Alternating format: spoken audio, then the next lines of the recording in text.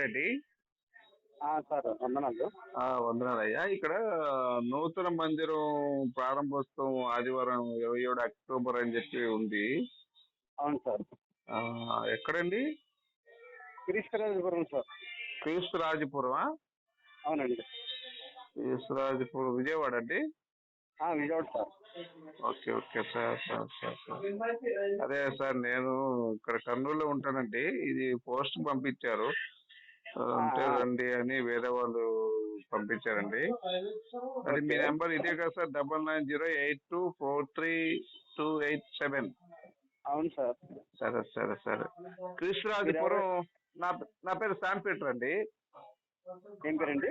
Sam Peter. Sam Peter. Okay. అదే మన వాళ్ళు పంపించారు పోస్ట్, ఒక అలా ఎవరా అని. ఎప్పుడు రావచ్చండి మన మన దగ్గరికి? ఆదివారం ఆరాధన జరుగుతుంది సార్. ఆదివారం ఆరాధన. అవును సార్. ఫోన్లేదు సార్. సార్ అయితే గురుగారు, మన వాళ్ళకి ఇక్కడ ఒక అతనికి ఎయిడ్స్ ఉంది సార్. ఓకే. దాని గురించి ఏమన్నా ప్రార్థన ఉంటుందా? ఏమన్నా తీసుకురావచ్చా వద్దంటారా? ఏమండి? దాని గురించి ఏమైనా ప్రార్థన చేస్తారా? ఏమైనా అవకాశం ఉంటుందా? నేను ప్రస్తుతానికి ఇక్కడ షాప్ లో ఉన్నాను. ఇప్పుడు చేయమని కాదు సార్, అతను తీసుకొస్తాను. ఎయిడ్స్ వచ్చింది ఒక అతనికి. ఓకే. ఏమన్నా మరి ప్రార్థన చేస్తే ఏమైనా ఉపయోగం ఉంటుందా అని. ఒకటండి, దేవునికి నమ్మకంగా వాడు బతుకుని కనుక సమర్పించుకుంటే దేవుడు పరమ వైద్యుడు కాబట్టి. అవునండి అవునండి. ఆయన సమస్తం సాధ్యం కానిదంటే ఏమీ లేదు ఆయనకి. అవునవును. ఆయన ఇష్టం, అది ఆయన ఆధీనంలో ఉంటుంది. అంతే అంతే. మరి ఇతను బతికే నమ్మకమైన బతుకు మీద డిపెండ్ అవుద్ది, ఆధారపడి ఉంటుంది. అవునండి అవునండి. అంతే. ఈయన బట్టి మనం అది ఉంటుంది అంతే. అంతేగాని మనం ఏదో ప్రార్థన చేసినంత మాత్రాన అతనికి ఏదో ఇదైపోద్దని కాదు. అతను నమ్మకమైన విశ్వాసం కలిగి ఉండి నమ్మకమైన బతుకుతూ దేవుడు తన బతుకుని జీవితాన్ని దేవుడికి అర్పించుకుంటే దేవుడు తన ఎడలో ఎలాంటి కార్యం చేస్తారో మనకు తెలియదు. ఆయన కార్యములు అద్భుతంగా ఉంటాయి. అంతే అంతే సార్. అంతే కదండి. ఇప్పుడు వాస్తవంగా చెప్పాలంటే విజయవాడలో చాలా పెద్ద కార్యం జరుగుతుంది సార్. ఇప్పుడు ఈయన పాలిమేనలు ఉన్నారు కదండి. అవును సార్. అది పెద్ద చర్చి. ఒకసారి వచ్చాను నేను. అవునవును. లేడీస్ తెల్ల కాలేజీలో ఇండో జరుగుతుంది. నేను అక్కడ ఒక ₹1,00,000 ఇచ్చాను అప్పుడు నేను పాలిమేనల్కి. Okay okay. స్పాన్సర్ చేయమంటే అదే చర్చి కడుతున్నాం అంటే ఇచ్చాను అనమాట. మంచిది మంచిది సార్. పాలిమేనల్ గారి చర్చి ఒకసారి నేను వచ్చి వాళ్ళని మాట్లాడటం జరిగింది. చాలా బాగా రిసీవ్ చేసుకున్నారండి. నేను మొన్న ఈ మధ్య లాస్ట్ మంత్ దశమ భాగం కూడా వేసా. ₹1,20,000 వేసాను. మంచిదండి. అది మరి ఏసున్న అతన్ని ఎప్పుడు తీసుకురమ్మంటారు సార్? ఏమండి?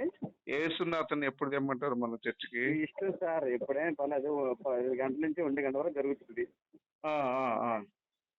ఈ టైంలో మీరు ఎప్పుడు వచ్చినా పర్లేదు. ఇంకెవరుంటారు సార్? మీరు ఒక్కరేనా? లేదు సార్, సంతోష్ కుమార్ గారు అని ఒక సార్ ఉంటారు. సంతోష్ కుమార్ గారు. ఇంకా వినయ్ గారు ఉంటారు. వినయ్ గారు. ఇంకా 3-4 దైవ సేవకులు ఉంటారు. Okay okay sir, very good sir. Sir మీరు ఏమన్నా కోర్స్ చేశారా సార్? ఎట్లా మామూలుగా మీరు? అవునండి. మాస్టర్ ఆఫ్ బైబిల్ థియాలజీ చేశాను. ఎక్కడ సార్? క్రైస్ట్ చర్చ్ అండి, వైజాగ్. ఇది మన పిటి సుందరరావు గారిదా? అవును sir. Okay okay. PT Sundararao గారి దగ్గర నేర్చుకున్నారా? అవునండి. ఓ సూపర్ సార్, సూపర్ అండి. అవునండి, చిన్న డౌట్ గురుగారు. పిటి సుందరరావు గారు అబ్బాయి మీద అప్పుడు ఆ మధ్య ఏదో వచ్చినాయి కదా సార్, కాలేజీకి వచ్చే అమ్మాయిల్ని ఆయన సెక్సువల్ గా అబ్యూజ్ చేస్తున్నాడని చెప్పి అప్పుడు కేసు పడింది. అవును సార్, అది కావాలండి కొంతమంది అక్కడ ఉన్న వాళ్ళతో కలిసి చేశారండి. కేసు ఫైల్ అయిన మాట నిజమే. అదే ఈయన కూడా ఏమన్నాడంటే సార్, నేను చూసాను అప్పుడు టీవీలో, చాలా రోజులైంది, చాలా సంవత్సరాలైంది. మీరు కేసు పెట్టుకోండి, నాకేమైంది, నేను ఏడబొట్టుకున్నాను మిమ్మల్ని అడుగుతారు, చెప్పగలరా మీరు? నేను ఏడబోకానో నేను మిమ్మల్ని అడుగుతారు, చెప్పగలరా?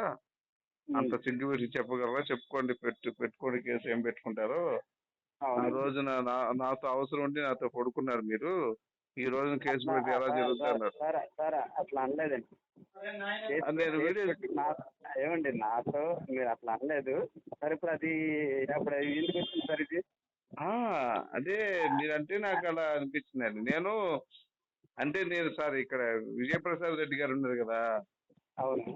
ఆయన దగ్గర నేను కొంచెం బైబిల్ నేర్చుకున్నా. మంచిది. అదే సార్.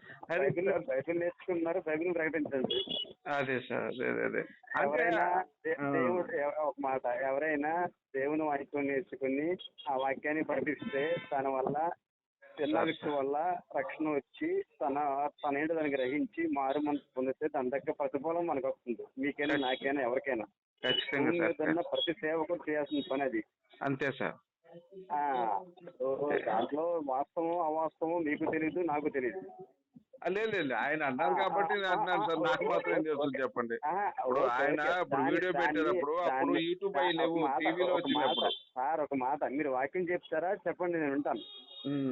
అయితే సార్, అయితే చిన్న విషయం సార్, వాక్యంలోనే ఇప్పుడు యెహోవా దేవుడు ఏం చెప్తాడంటే ద్వితీయోపదేశకాండం 24 అధ్యాయం 32 మళ్ళీ 53 54లో ఆయన ఏమంటారంటే, నన్ను నమ్మకపోతే నాశనం చేస్తా, నువ్వు పెళ్లి చేసుకుంటావు గాని నీ భార్యని వేరే వాడితో సంసారం చేయిస్తా, నీ కుమారుడు యొక్క మాంసము నీ కుమార్తెల యొక్క మాంసము నీతో తినిపిస్తా అంటాడు సార్.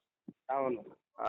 అది సార్, అది ఎట్లా, అది ఇంకొకటి ఏంటంటే ద్వితీయోపదేశకాండం 28 అధ్యాయం 56 నుంచి 62లో చూసుకుంటే మనం, తనకు పుట్టబోయే పిల్లలను మావితో రహస్యంగా భర్తకు తెలియకుండానే తినిపించే పరిస్థితి తీసుకొస్తానంటాడండి. అవును.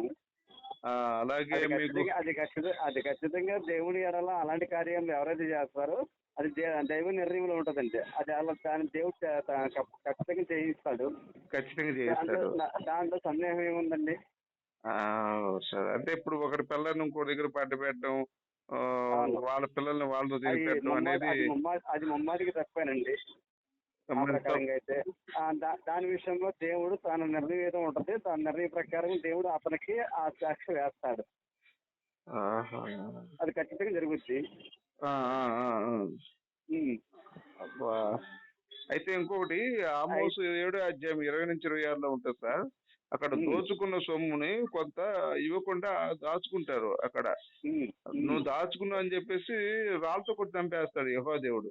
అంటే నువ్వు దోచుకొచ్చింది నాకు ఇవ్వాల్సిందే, నువ్వు ఇవ్వకుండా దాచుకుంటావు అని చెప్పేసి కొట్టి రాళ్ళతో కొట్టి చంపించేస్తాడండి యెహోవా దేవుడు. అవును. ఇప్పుడు దోచుకుంటాం కూడా తప్పే కదా. ఇప్పుడు దోచుకుంటూ తప్పైనప్పుడు దోచుకున్నది దాచుకున్నందుకు ఎందుకు చంపాలి సార్? ఏమండి ఒక మాట, దోచుకోవడం రైట్ అంటారా? దేవుడు సపోర్ట్ చేస్తారు. ఒకనాడు యుద్ధాలు జరుగుతున్న టైంలో ఆ రాజు మీద యుద్ధం చేయించినప్పుడు అక్కడ ఉన్న సొమ్మును కొల్లగొడతారు.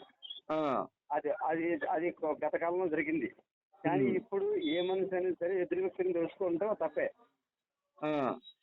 ఈ కాలంలో.